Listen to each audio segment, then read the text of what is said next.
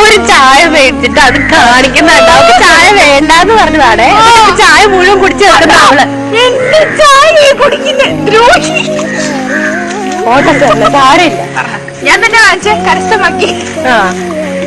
ഞങ്ങൾ പറയാൻ ഉദ്ദേശിച്ച കാര്യം എന്താന്ന് വെച്ചാ, ഞങ്ങൾ നല്ല ഫുഡി പിള്ളേരാണ്. അപ്പൊ ഞങ്ങൾക്ക് കിട്ടാൻ പോകുന്ന ചെറുക്കന്മാരും ഇതുപോലെ ഫുഡി ആണെങ്കിൽ വളരെ ഉപകാരമായിരുന്നു.